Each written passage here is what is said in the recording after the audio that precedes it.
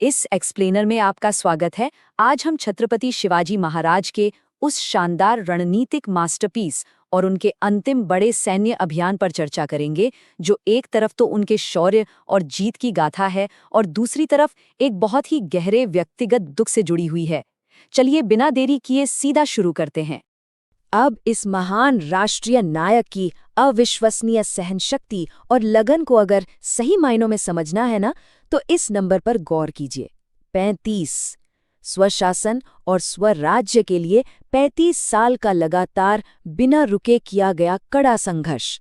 जरा सोचिए, बिना एक भी दिन आराम किए, बिना किसी ब्रेक के अपना पूरा जीवन एक स्वतंत्र राज्य के निर्माण के लिए लगा देना, ये वाकई अपने आप में अकल्पनीय है।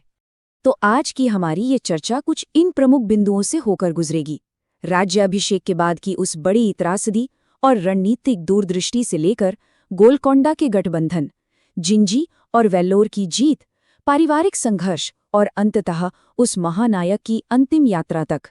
शुरुआत करते हैं हमारे पहले हिस्से से, त्रासदी और रणनीतिक दूरदृष्टि।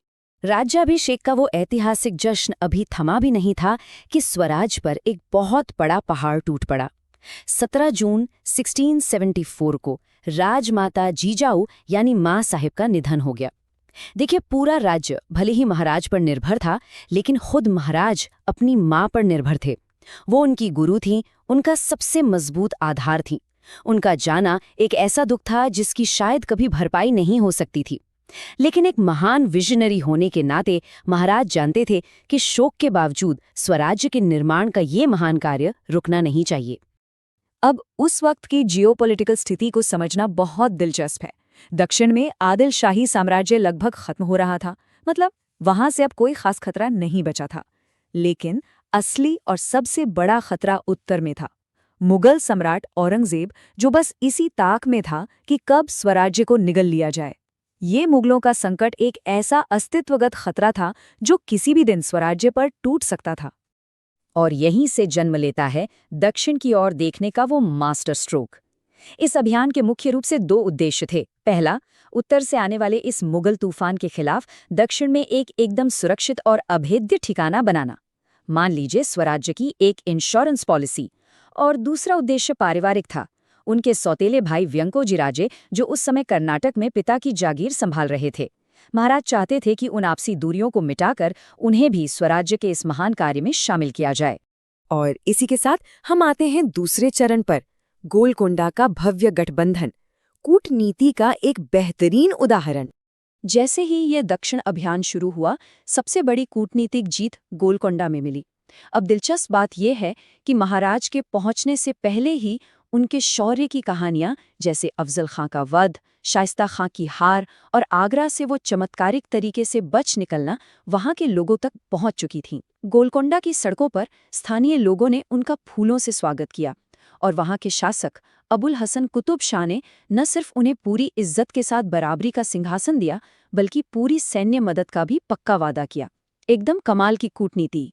इस मजबूत गठबंधन के बाद अब बारी थी पूर्वी तट पर अपनी सैन्य ताकत और रणनीति दिखाने की, यानी जिंजी और वेल्लोर पर अधिकार। सबसे पहले बात करते हैं जिंजी की।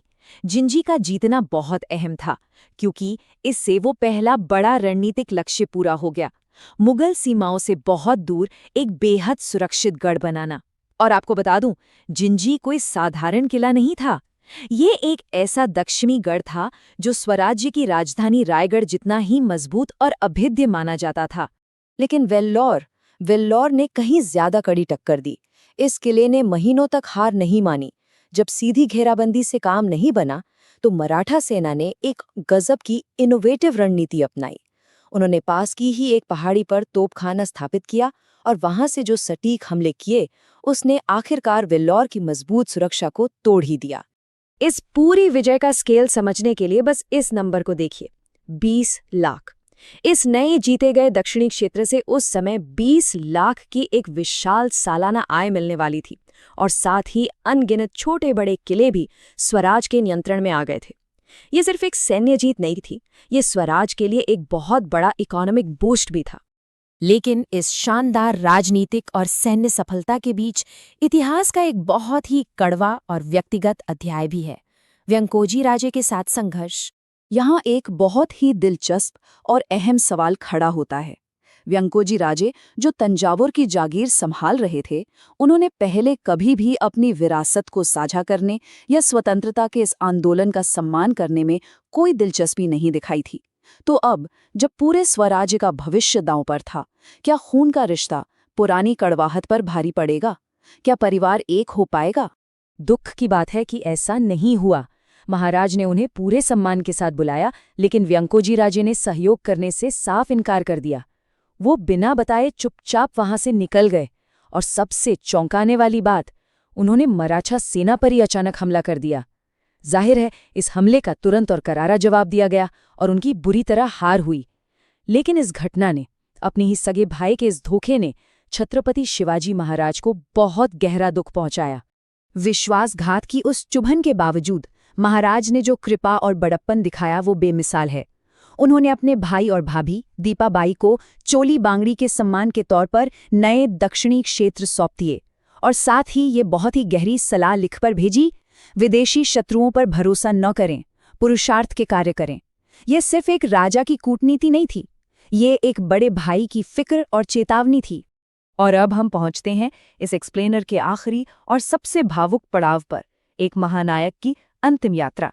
जरा इस टाइमलाइन पर नजर डालिए, आपको समझ आएगा कि उनके जीवन के आखिरी कुछ साल कितनी बेतहाशा तेजी से बीते।